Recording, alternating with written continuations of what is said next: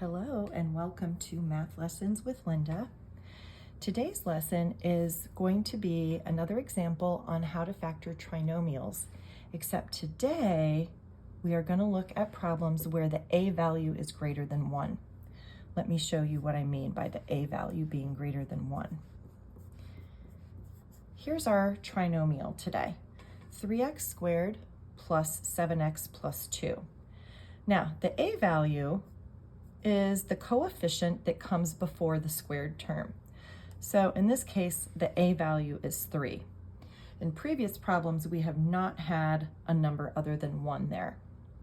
So we have to figure out a way to make this a little easier when we're dealing with a number out here other than 1.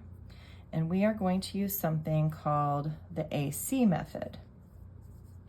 And it's called the AC method because we use our a, but we're also going to use this value over here, which is our c.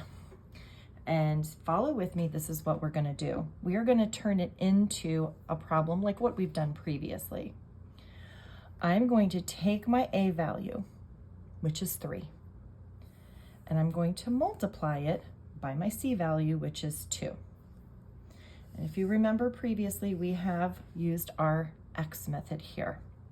So now what we're going to do is we are going to come up with factors of 6, but now we need them to sum up to 7.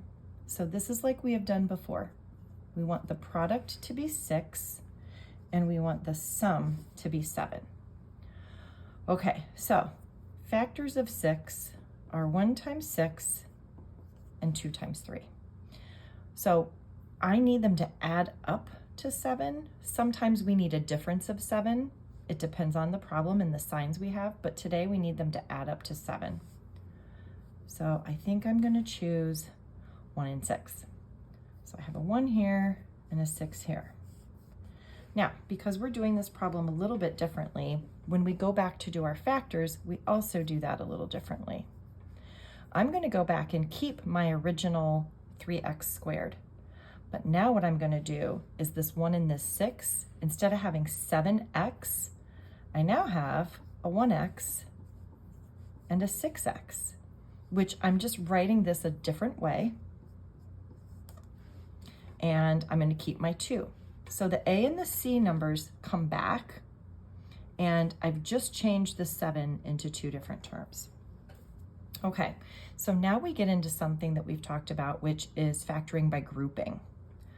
Remember that grouping is where you take the first 2 terms and the last 2 terms, and you kind of do a GCF for each of those separately.